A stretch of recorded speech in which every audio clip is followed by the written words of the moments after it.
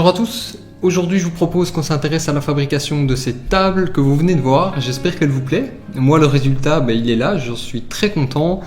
Mais comme vous allez le voir dans cette vidéo, cette réalisation elle s'est pas vraiment passée comme d'habitude, il y a eu plein de rebondissements, ça n'a pas été une réalisation si simple que ça pour moi. Au final, moi de ce que je vais en ressortir de cette réalisation, c'est plein d'apprentissage, j'ai appris plein de trucs, mais il y a vraiment plein de choses que je referai différemment. Et ce que je vous propose, c'est de vous partager tout ça dans cette vidéo. Alors j'ai mon ordi ici à côté de moi pour regarder la vidéo en même temps que vous, comme ça je vais pouvoir vous donner quelques petites explications supplémentaires qui vont vous permettre de vraiment vous immerger avec moi. Vous allez le voir, en vidéo on ne peut pas toujours vous faire transparaître tout ce qui se passe réellement dans une réalisation. Ici ça va être mon but, c'est de vous montrer tout ce qui s'est mal passé, parce qu'autant dire qu'il y a vraiment plein de choses qui ne sont pas passées comme prévu. Moi ça m'a appris énormément de choses, et vous ça vous en apprendra peut-être aussi pour ne pas faire les mêmes erreurs que moi. Alors pour vous dire à quel point ce projet il a été fait de remonter, il a commencé il y a un an, ce projet, c'était en juillet 2021. Alors la première étape du projet, je ne l'ai pas filmé, ça a été d'aller acheter le bois. Là j'ai été dans une série qui vendait des feuillus, donc ici il me fallait du chêne, et qui en plus sèche son bois artificiellement, donc c'est vraiment une bonne série.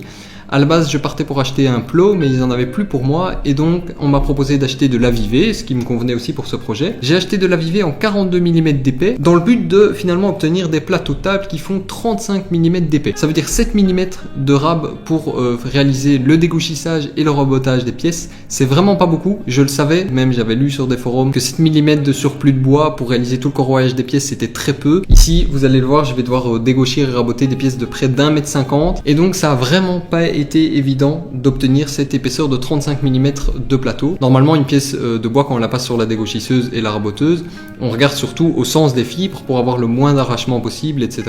Ici c'était même pas mon but c'était juste qu'elle passe et surtout qu'on retire le moins de matière possible. Donc j'ai utilisé quelques astuces pour ça. Déjà les grosses pièces, je les recoupais en deux pour diminuer un petit peu le gauchissement. Entre chaque passe, je prenais une règle de maçon et je regardais la pièce pour savoir où est-ce que je devais enlever de la matière précisément, donc dans quel sens j'allais passer la pièce sur la dégauchisseuse. Ça a été une étape du coup qui est devenue pas très agréable parce que tout était long, ça m'a vraiment pris beaucoup de temps de dégauchir toutes ces pièces. Il n'y avait pas tant de mètres que ça à dégauchir, mais ça a vraiment été très très long. Une fois le dégauchissage fait, ça, le rabotage, il était plus vite et il était moins dérangeant.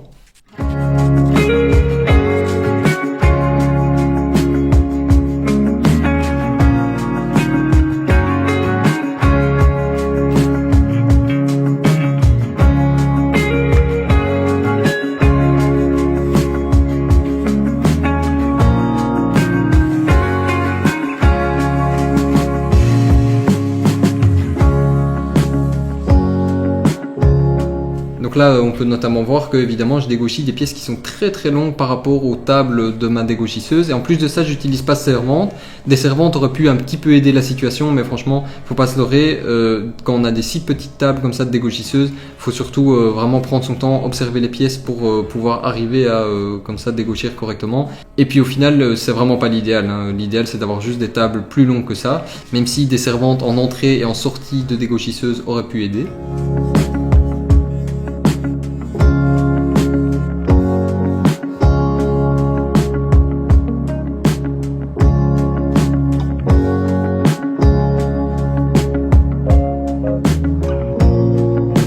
Donc une fois que le dégauchissage de deux faces ont été faits, j'ai dispositionné toutes mes pièces, et encore là, pour perdre le moins de bois possible, j'ai mesuré toutes mes pièces pour connaître l'épaisseur minimale à enlever.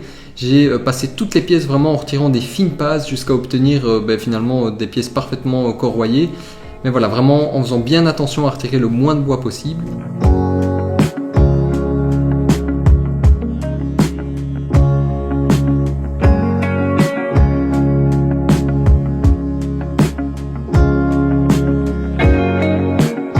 Et alors là pareil, comme j'ai une petite dégauchisseuse, en fait dégauchir les bords c'était pas nécessairement évident d'avoir des bords bien à 90 degrés, et donc là pareil j'ai dû utiliser une petite technique qui est pas très conventionnelle, c'est à dire que je découpais d'abord tous mes côtés à la scie sous table et ensuite je les passais à la raboteuse verticalement, et donc ça a été une manière pour moi d'obtenir des champs bien perpendiculaires, quelque chose que j'aurais pas pu obtenir juste avec la dégauchisseuse et la raboteuse. Et là au final vous le voyez, quand je fais un assemblage à blanc du plateau, on a vraiment des joints qui sont parfaits. On n'a pas un seul jour. Vraiment, il y a eu beaucoup de travail pour obtenir ce résultat. Ça n'a pas été si simple.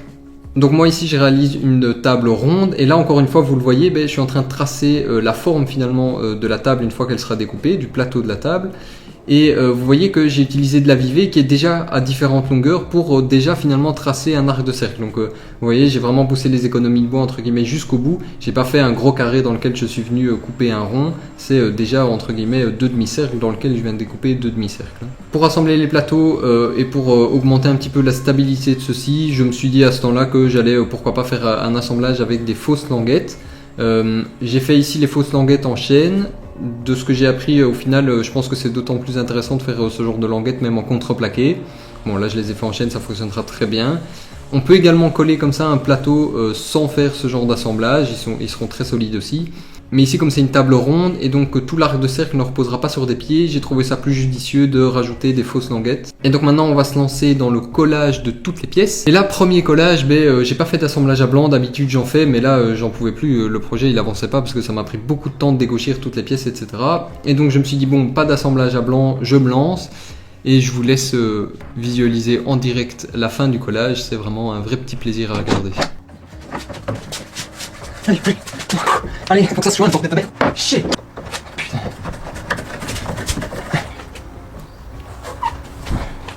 Bon, je pensais m'être mieux préparé que ça. Et ici, il y a juste en fait les languettes de la pièce numéro 4 qui étaient trop épaisses. Je l'ai senti quand je les ai mises. J'aurais dû les repasser peut-être à la scie ou quelque chose comme ça. Bon, au final, le collage est fait. J'ai sué, j'ai chaud. Le plateau est là, il va être beau, il va être bien, mais... Bon voilà, au final, le premier plateau, heureusement, il a été bien collé, malgré la petite suée lors du collage. D'habitude, les collages, c'est pas si sportif que ça. Là, ça l'a vraiment été parce que j'étais pas prêt correctement. Mais normalement, quand on s'organise bien, un collage, c'est pas censé être stressant comme ça. Le deuxième plateau, là, j'ai fait les choses différemment. J'ai bien fait attention que toutes mes languettes, elles soient pas trop larges. Et là, le collage, il s'est super bien passé. Ensuite, j'ai retiré les quelques bavures de colle avec d'abord un ciseau à bois, puis j'ai déjà passé un coup de ponceuse à bande mais que j'ai pas filmé. Et maintenant, l'étape dans laquelle on se lance, c'est la découpe des arcs de cercle. Donc on fait ça à la défonceuse avec une sorte de long pivot et avec une fraise hélicoïdale de 8 mm.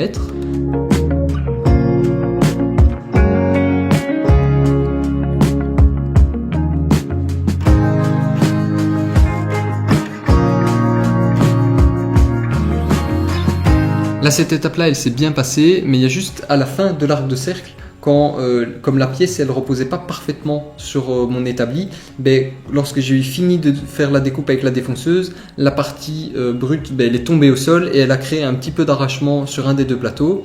Heureusement, j'ai rattrapé ça au ponçage et ça se voit pas du tout, mais ça aurait pu vraiment m'arracher toute une partie du plateau et alors là, ça aurait pu être vraiment dérangeant. Heureusement, ça s'est bien passé. Et donc ça, c'est quelque chose pour lequel je devrais faire plus attention prochaine fois.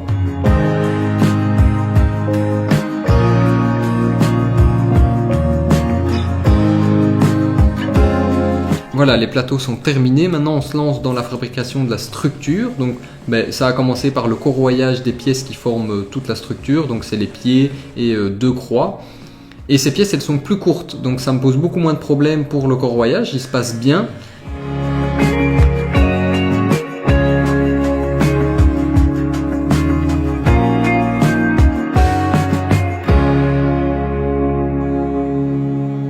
Et voilà, là les pièces sont parfaitement corroyées et là les problèmes vont réellement commencer. En fait, ce projet, donc je l'ai commencé il y a 1 an et j'avais normalement pour but de vite le finir et je devais me dépêcher parce que après moi j'avais d'autres projets qui arrivaient et donc je me suis dit bon, faut faire la structure de la table, faut se dépêcher. Je vais faire des assemblages qui vont vite, je vais mettre des vis que je vais essayer de cacher, etc. En faisant les choses vite, au final, vous allez le voir, j'ai fabriqué une structure, mais une structure qui me convenait pas. Alors là, je commence par la fabrication d'une croix. C'est avec des assemblages à mi-bois que je fais en partie à la défonceuse et avec des ciseaux à bois. En réalité, cet assemblage s'est très bien passé et il est toujours là sur la table actuelle. Donc c'est un assemblage que j'ai plutôt bien réussi. Donc ça, il n'y a pas de souci jusqu'à là.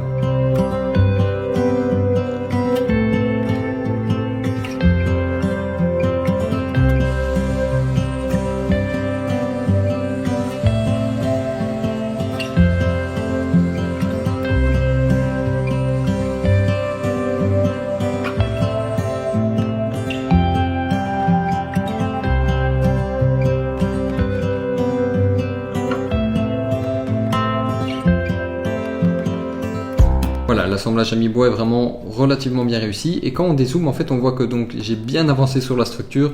En fait, je vous passe plein de détails parce que au final, là, j'ai commencé à mettre des vis, des bouchons pour cacher les vis. J'ai commencé à vouloir faire des assemblages avec des angles à 45 degrés, mais les angles n'étaient pas bien découpés et du coup il y avait des jours. Bref, tout ça, ça me convenait pas. On se retrouve 6 mois après, donc normalement une table qui devait être vite finie, j'ai fait une grosse pause de 6 mois parce que j'avais plus le temps et je voulais quand même bien finir ce projet.